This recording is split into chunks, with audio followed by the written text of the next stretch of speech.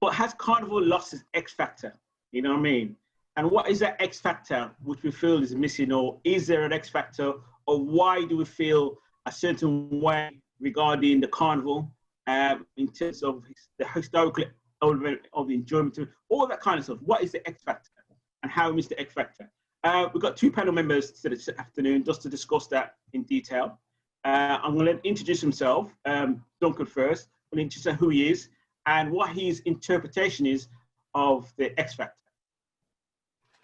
Hi, thanks for the privilege of being able to join you guys. Thanks, Brian. It's a great event so far. I've been watching. But my name's Duncan Lawrence. Now, I am actually an administrator at the university, De Montfort University, in the arts and humanities. But I'm also a self-employed freelancer doing voiceovers. I came to Leicester in 2000, so I've got the experience of being here for 20 years. It's a great question, really, because it's really open to decide, well, what is X Factor anyway?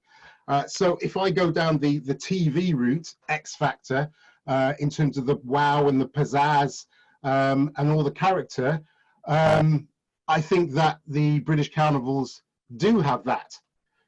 So they have that, but I think the element, and the important element, is the Caribbean side, the Caribbean X Factor. So what that means to me is the link between what people are doing here in the UK and what is going on and has been going on and why it went on in the Caribbean. So that X really stands for me is the Caribbean history, the culture, the roots, and the education. And personally, from my point of view, in terms of a participant in the carnival, going to different carnivals around the UK, I would say that is a missing trick. So I think that is the element that is missing from the British carnivals. Okay, thank you for that, Duncan. Tunde, you'd like to introduce yourself and explain what your interpretation of is Carnival missing its X factor? Yeah, my name's Tunde Ife. I am an artist, educationalist, and therapist. When I looked at the question, funny enough, just like Duncan says, X Factor, the TV game, kind of distracted me. But then when I looked at it again, so has the British Caribbean Carnivals lost its Caribbean X Factor? If X Factor is the essence of what, and I'm talking about this in relation to, I grew up with carnivals. I think the first carnival I ever went to was the one in Leeds. I was from a group of people who were directly involved in all of that. So has it lost it? Yeah, because I think what it's lost is the immediacy of people who are knowledgeable about carnival in terms of the process, and because people kept it kind of localized, it kind of reflected that. Whereas now we're in a realm of a level of commercialism that I think has naturally taken it away from that. And I think there are positive and not positive elements about that. So, but the three things that I wanted to talk about today were going to be looking at the loss of the essence in terms of cultural appropriation, the notion of cultural appreciation, and this narrative of commercial entertainment that seems to govern everything we do, and how that's part of what I think we're experiencing at the moment. Okay, thanks for that. Just before we go into a wider discussion in terms of both what you guys mentioned, both of you kind of didn't say what is the X factor. What is that Carnival X factor? What makes Carnival, erupts that inner you, that kind of thing when you're there? What is that thing?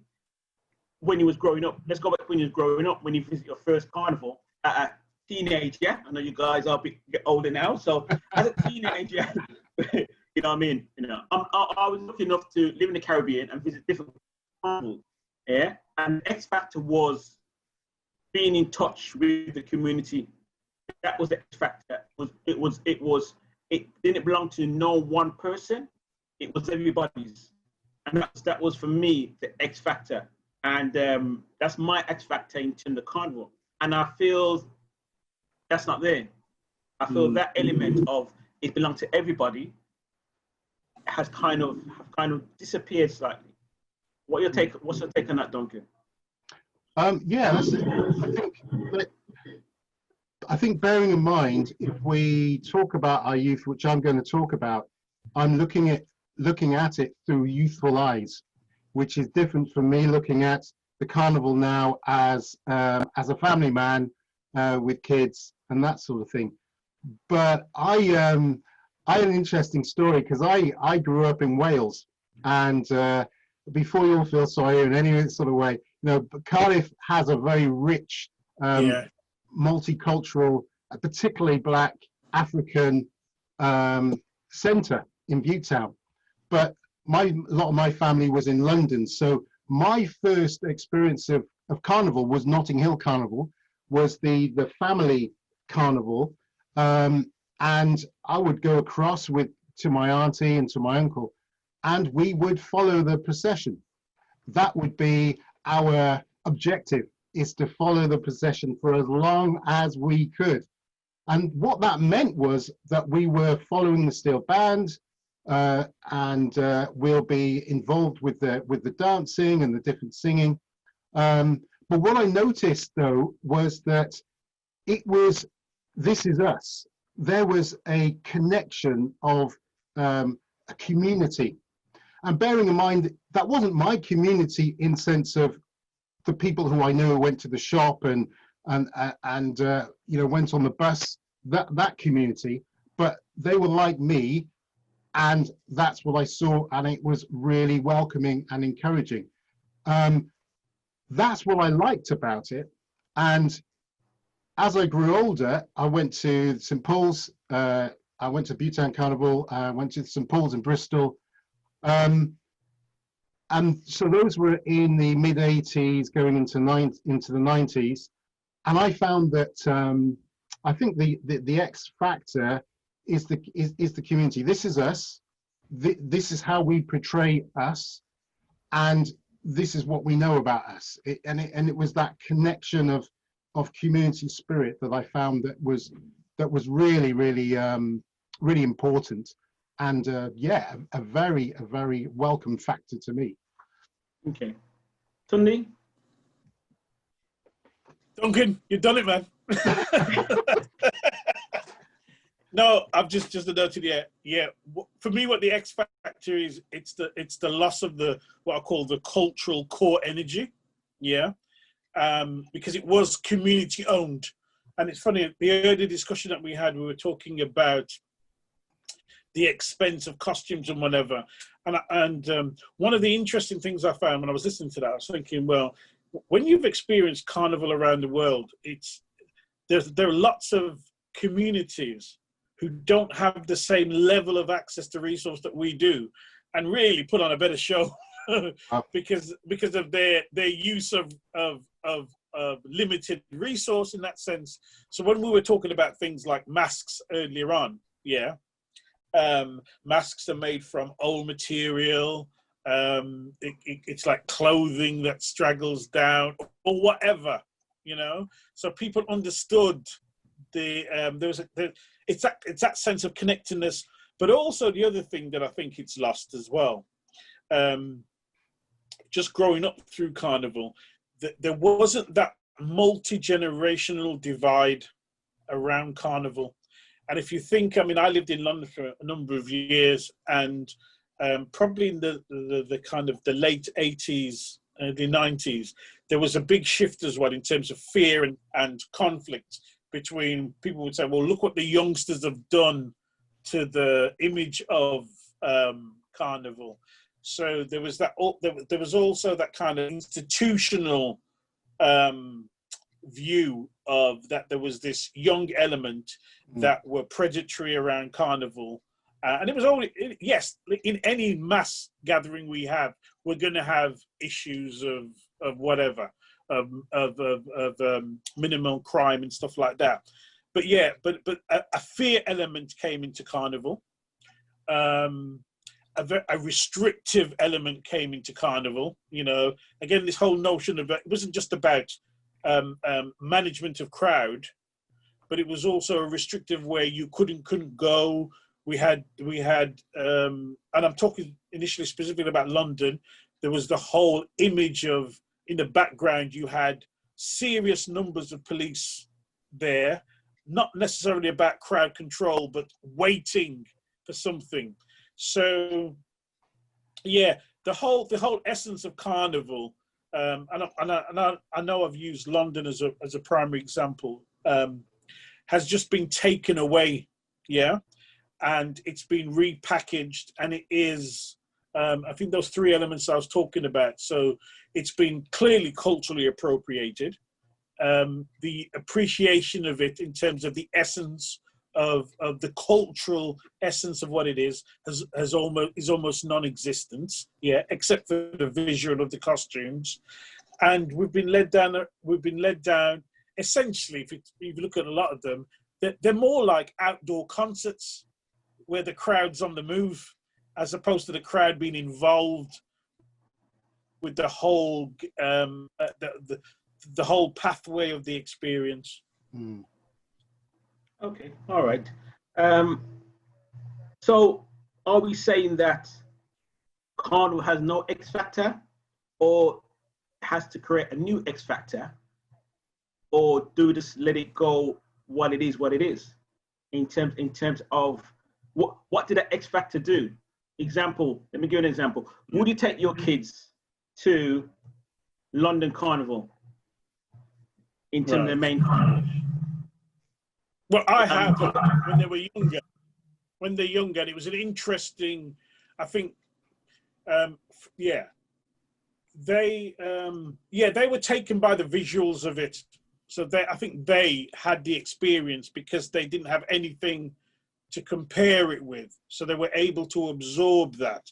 But when we're talking again about the X factor, as I was listening, I'm changing that to character. I think what's gone is it's lost, its character has fundamentally changed. Yeah.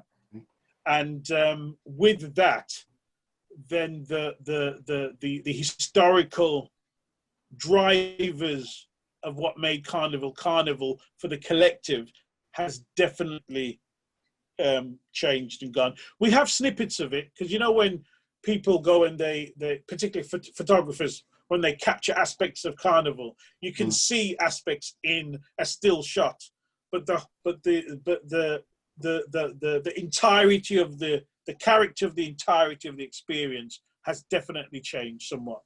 Okay, Duncan, like to elaborate on that at all? Well, yeah, I think it's an excellent point there, Tunde, what you were saying. I think would I take my family to Carnival? I've taken them to Leicester Carnival.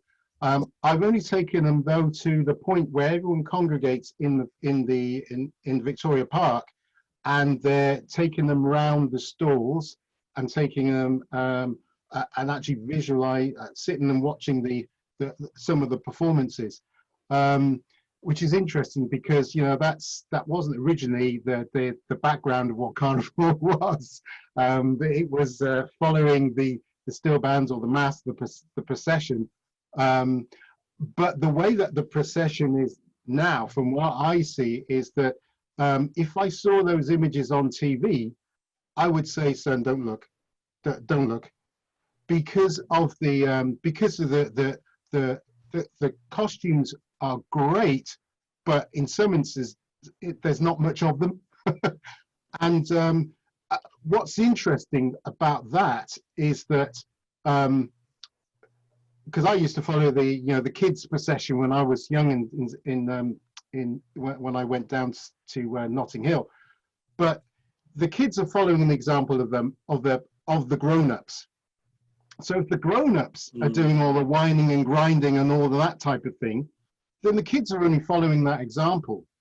And if the kids who are 12, 13, maybe younger, are copying their grown-ups, their mentors, or the parents in some instances, that doesn't look good. That's not good. I don't want to see that. And my son, certainly don't want my son to see it. And I would switch it off if it was on television. Those sorts of images for kids that young. So there are alternative ways of showing off our culture, showing off the costumes and the music. Of course there is, and the dance as well. There's different ways to express that. So I would think that we need a re-education in terms of how we present ourselves, deliver ourselves. But there's a really interesting factor I think that has happened, is that from my understanding of how the whole carnival came about, was that people from the islands came over and said, right, whichever story you want to follow as far as how the carnival came together, but it was, a response of, we want to do something ourselves. We want to represent what is going on in the community and show it off. But those people who were there at that time doing that, organizing that, they're now in their 80s, 90s. We talk about the Windrush generation, but the people who came over and also their children are at that point where, they're in their 50s, 60s now. So what legacy has that passed on to the younger people, and what are they taking on? Which I think is interesting as far as Carnival is concerned, because I think if you see it as a baby, it's changing, it's growing, and it's now maturing into the point where that connection initially of people who physically came over are no longer, or they're slowly dying out, and what is being passed on as a result. That's an important factor, I think, to focusing when it comes to planning. All right, let me put up a couple of points. We both mentioned in terms of visually, in terms of that. I've been to many carnivals around many islands around the Caribbean and so forth. They dress just as the young people dress in the UK. Yeah, in terms of they gyrate. I use the word gyrate just as much as the young people in the UK. Yeah, but one thing is missing is the cultural element to procession and what they get involved in. Yeah, because I think in the UK you haven't got that cultural element of what carnival is all about. Yeah, like I said, the gyrating up, the winding up, it happens in the Caribbean, it happens in Canada, it happens every carnival you go to, it happens. But they seem to have the thing I'm trying to push at is the X factor. Yeah, that whole cultural balance with the carnival. Yeah, that is. I mean, so when people do mention about the dress in terms of what they're wearing, I understand that point, but then there's no balance, because that becomes the focal point of what we're seeing, because there's nothing else. Yeah. And I think that is definitely, that's what I'm trying to understand. So is that the X factor, what is missing, the cultural element of it? No, but I think you yourself have answered that. You see, it goes back to this notion of the narrative and who owns this. Yeah, because my experience of carnivals in the Caribbean were, like you said, visually very the same. Yeah, but the essence of it was very different. So in the Caribbean, for example, when you're doing your whiny, yeah, there's a whole ritual around that. For me, coming from England the first time, and I went to a jump up, and I thought, and out of nowhere, some young woman gets up behind me and starts dancing, and I'm thinking, hey, what's going, my luck's in here. And then it was somebody local says, no, that's just the way we do it. This is just part of the thing, yeah. So the other thing that it kind of flags up for me is, if you look at what promotes carnival here, yeah, and Duncan's right, this kind of, it's almost like you look at most of the images that we get of carnival, definitely on the Monday, and because a lot of carnivals have the split with the children's aspect on the Sunday and the Monday. Yeah, what we have what we have is a highly sexualized image of carnival. Yeah, and that actually that is in line with the narrative that the funders essentially push. Yeah. So you look at a lot of the material. That's what we're seeing. You don't see it reminds me of like New Orleans with Mardi Gras and stuff. Mm-hmm. Yeah, there's a whole historical specificity about the whole bands in New Orleans and all of that. Yeah. But all that we ever hear about that is, again, I keep referencing this, the James Bond image of voodooism, yeah, which bears no relationship to the reality of or the cultural reality of the history of that event, yeah. So it's about narrative, it's about who dictates the image, it's about levels of respect in terms of what the historical significance of carnival is actually about, yeah. And remember that the people who in a sense hold the power have no vested interest in seeing our cultural image in a balanced and positive way, you know. So we're and actually the fact is, en masse, neither do we either, because we've, as I think I was saying this in the last one, as time goes on, our cultural appropriation of the native culture gets absorbed. So even though we look the way we look, we ourselves are promoting an image of carnival, which is no longer the essence of what the elder generations had done. So if you look in the Caribbean, you will still see a multi-generational experience, but actually what they share, because it's passed down, is a multi-generational understanding of what carnival's about. Hence why you will experience two different experiences based on that. Okay. If that makes any sense. Let's elaborate on that at all, Duncan.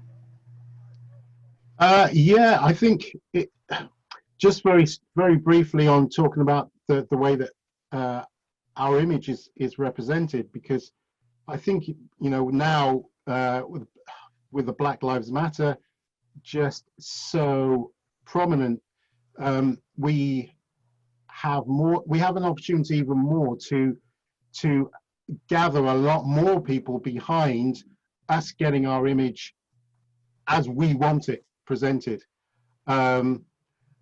because I think the classic image of carnival that's portrayed on the news is that you get the first report, not in carnival, then you get the policeman dancing with the lady doing this, his hats off, all the police in the community are together, and then you get in the same report the amount of arrests and the amount of people who were caught for so many drugs. And it's like it's a protest, because that's what they report in the protest. They report what it was about and then the arrests. And whether that's come from, you know, 1976 when the first Notting Hill sort of riots came about, I don't know. But I would love to see, perhaps preempting a question here, but I would love to be able to see, you know, almost like a metamorphosis of the procession, in terms of not waiting for everyone getting together to the big field and the stage, but perhaps having part of the processions, you know, live acting, role play of scenarios that happened between different times in Black history, or perhaps reenactments of famous speeches, or ways in which we can, as Tunde was saying, engage the people who are now looking at something that's happening. So to really try and grab back, this is our image, because to be honest, we know that our Black image sells. We don't need to try any harder. We already know that.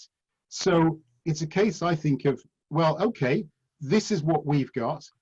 This is what we can do. Here's something different. I was listening to something early, one of the ladies earlier from one of the, I think Neves, I think it was, she was saying this is a great time to be able to stop, pause, reflect, and change things when we haven't got that physical carnival happening. You mentioned something, and I was just thinking about, we have had an example of the essence of our presentation of Carnival, and it was, at the time I didn't listen. I remember watching it and thinking, there's something about this. This is really, you know, it was the 2012 Olympics, and I do references for people. You think of how the 2012 Olympics was choreographed, yeah, and how it was presented, yeah. It did exactly what old core Carnival does. It took the culture, yeah. It took the archetypal images, but it also underrid it, yeah, with a grounding narrative, yeah, that was true to what it was, yeah. So it's clear to me that actually, the society, if they want to do that, they can do that. But like you said, Duncan, you're spot on the money when it comes to how we are as a community interacted, yeah. Often ours is the only cultural expressions that are watered down, that are narrated in a very particular way. So you're right. Every carnival runs that reporting, yeah. What was it about? Yeah. They have to keep in the element of crime because they have to associate us with crime, yeah. I mean, it's laughable if it wasn't so blooming blatant. But yeah, you're spot on the money with that. Absolutely. Okay. Let me pick up some points you guys made. Don't you remember the political elements of Carnival? And let me explain to you, in the Caribbean Carnival and Festival, what we call in different islands, you have a political element to that. And that is part of the Calypsonian performances when you go to be a Calypsonian king. You have to perform a political song and a party song. So it goes hand in hand. Right. So that alone tells us the balance, you know, is the justice, what needs to be heard, and also the party's part. And I think that is the balance which we are missing in terms of the X factor. We miss that political element, because any carnival you go to, any Calypsonian, they have to do two songs: political, about the issues, what affecting them at the moment and the world around them, and the party thing. And we all want to party, but we have to balance, right? Yeah, Brian, what you're talking about there is social commentary. Yeah, exactly. And we don't have that. That's the element that's missing, because when we go back to the origins of Carnival, yeah, be overt or covert, that aspect of social commentary was a central part of it, through the visuals, but also through the storytelling kind of narrative, which again, when we understand our history, links directly to the whole griot tradition about how we tell stories. We tell it in spoken word, we tell it visually, we tell it but there's also that spiritual and ancestral elements to it as well. And that's what I'm trying to balance again. Is that the X factor? Are we missing the political narrative to our carnival? You know what I mean? Because you'll see it through the Caribbean over and over again. You will not have a carnival without that political element. Perfect example, Lord Kitchener, when he came off the boat in Windrush. You know, you see it over and over again. He's telling the story, the political story about coming to England. That was the narrative, you know what I mean? And that's what I'm trying to say. Is that the X factor? Is that the X factor we're actually missing to one, that political narrative, just tell our story, whether it's verbally or visually? And if it is, how do we get back to that, Duncan?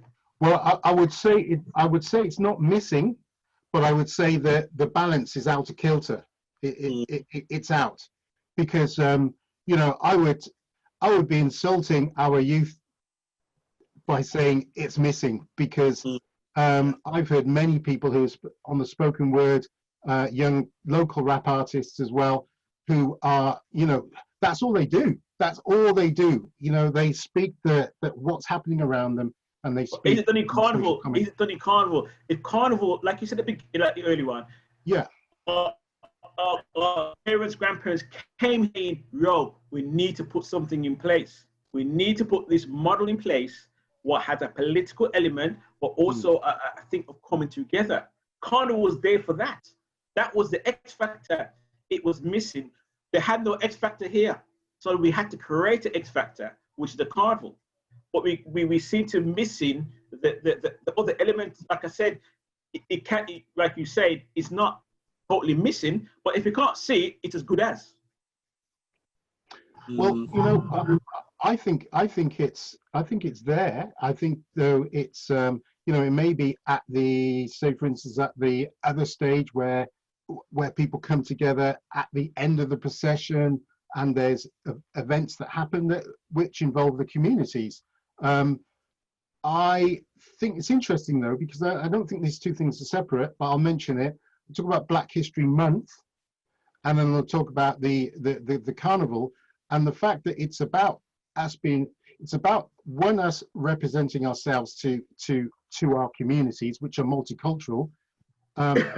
Plus, it's also about how we represent ourselves as well. And I think that having things in October and having things in August for us in Leicester, you know, I'm asking this question: are the two separate, or can the two actually be brought together? The things that are working through the year, which is often what happens, is what happened with the original carnivals, is that people were doing things through the year and then being able to present during this great time. I would like to see the balance from when the processions start. So there's a balance of what goes on all the way through the events. So, and it's not just what's happening on the street, what's happening in the park, but even this forum here, I think, is quite exciting because it has that potential of reaching people who can't physically make it to the carnival, but still, you know, being able to be part of something and interacting with something. I think that the virtual side of things is something that hasn't happened in the past, but is quite exciting for the future, in addition to what we traditionally do at Carnival. I think the carnival itself, like if you go to the Caribbean, carnival starts like 3 months before the actual carnival time. Yeah, there's a lot of leading up to it. You know what I mean? A lot of things about, you know, what we're going to do, how we sort of done into the, and it's a community thing. You might have a pre-carnival fete or whatever, but the essence starts. And I think that is a lot of the thing which is missing. We're so used to waiting for that weekend, and that's it. We don't really get engaged with all the other elements. They might be there, they might not be there. But them are the kind of things we need to kind of, like I said, is that what's missing? Is that the X factor? We have to, you know, find this X factor. Because for me, every year, no matter where I go, it becomes watered down to a level where, is it really saying what's on the tin? You know, I think Carabana, it's got Carabana every year. That's the one in Toronto. And it's now so commercialized, it's unbelievable. It used to be like really vibrant. It's really gone commercialized. The essence is now, that it has now gone, you know. I think one of the best examples for me was the trajectory of what happened in Birmingham. If you remember when Birmingham Carnival started, it was very diverse in terms of the collected expressions of elements of Carnival from a Caribbean basis. Yeah. And it started, we first had it at Handsworth Park, I remember rightly, it used to be at the top, yeah? And then there was some kind of decision to move it to Perry Park. Was it Perry Park?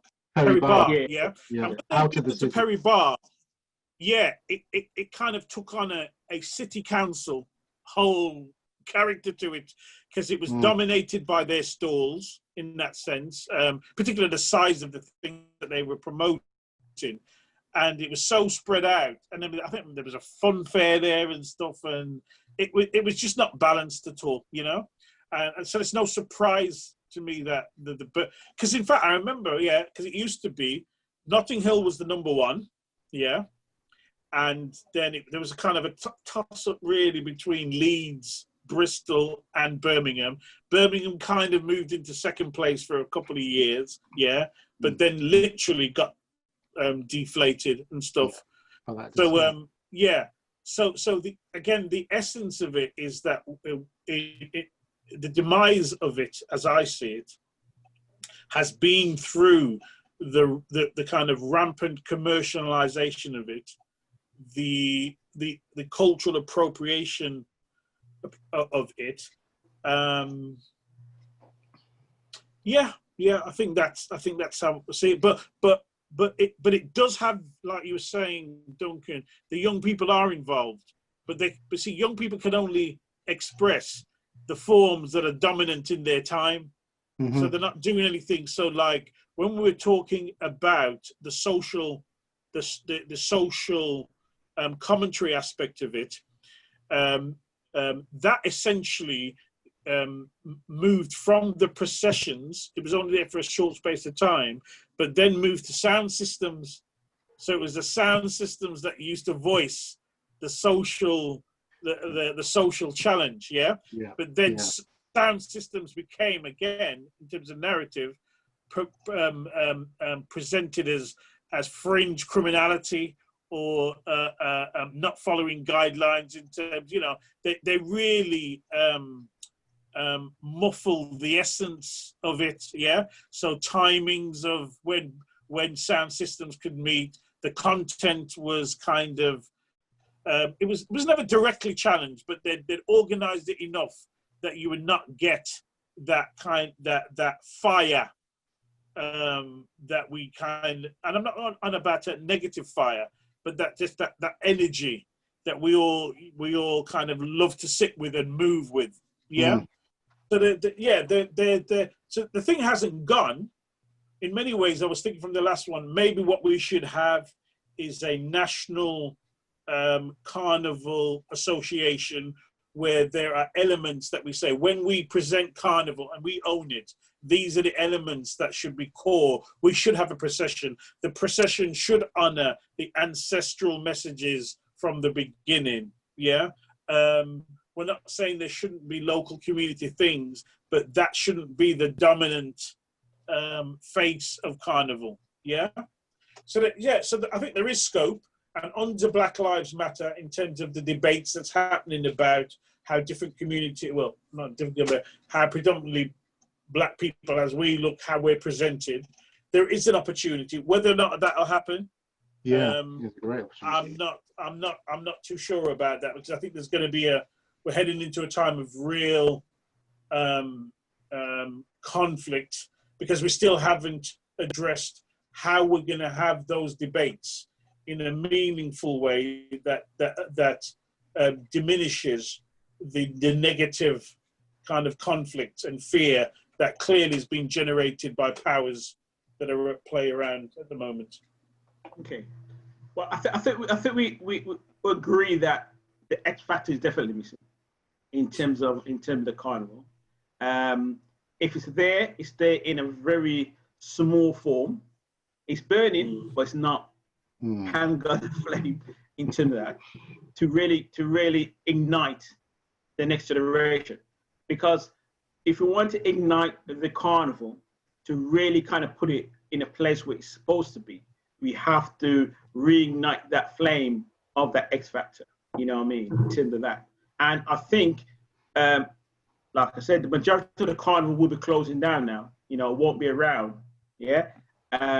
And that missing element, you'll feel it, you know, especially our elders, they'll feel that day where they might be going out to carnival to light that fire of past carnivals.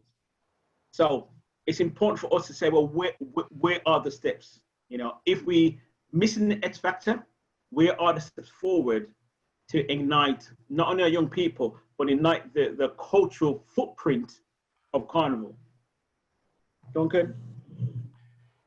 Yeah, well, you've answered the question, Brian. I think what's important there, what Tunde has mentioned as well, is the idea of being able to have communication, talking between people who are organising the carnivals on their city levels, being able to have something nationally, just like the national. You have a national arts, you have corporate bodies that hook people who are talented and who have got their ear to the ground. They know what the communities are doing, and have that as a group. Because this year, I think, is the ideal time to say everyone's pausing, but they're having discussions like this or many things that are going on, which we could all come together and work on what we could do next for the next 10 years, because it is going to be different from what's happened in the next last 30 years.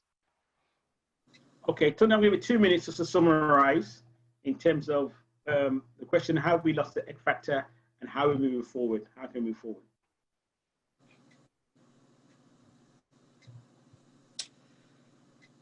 Duncan, do you want to go? Or?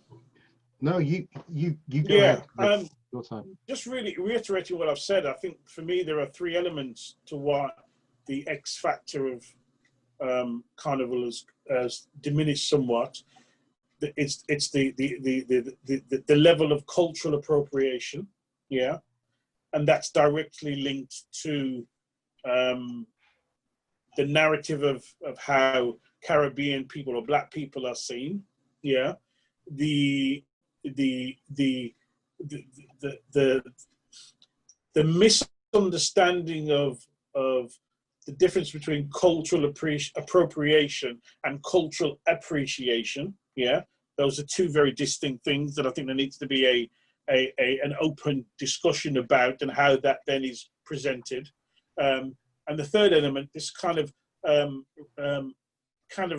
I call it kind of rampant voyeurism of commercial entertainment, yeah, because it's more of a voyeuristic interaction now, as opposed to people being part of Carnival, yeah. So you go to look at Carnival as opposed to being part of Carnival, and that's a fundamental change. So I think we need to kind of find ways to bring that back. So some of the things that Duncan had said in the beginning about that community ownership element, yeah, needs to be.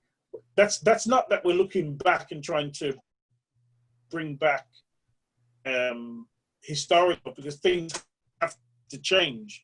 Yeah. Essence, yeah. Okay. All right. So now the core character of it needs to be brought back. All right. We come to the end. Duncan, just give me the last minute just to summarize your thoughts in terms of that, so we can end this second discussion. Yeah. Right. So looking forward, I think it's really taking ownership of what we have, and really understanding what we have had in the past, to bring that community together, and also being able to take this time out to really draw on the importance of doing the cultural research in terms of what Carnival is about, and how we can engage the next generation, because that is so important. Okay. I'd like to thank you both, Tunde and Duncan. Hopefully you will continue to join us in terms of the bigger debate we have continuing. We got our final debate coming up at 6 o'clock, a live debate, and that will be based around should we start the party carnival element and focus on issues raises through Black Lives Matter. So hopefully you will continue to watch in terms of the other events leading up to 6 o'clock and beyond to 12 o'clock. I hope you continue to join us in terms of that. I can put you through back to Tara. Are you there, Tara? Or she's not there yet. But I'll see you again at 6 o'clock, and continue watching. Thank you all. Thanks for your time. Thank you.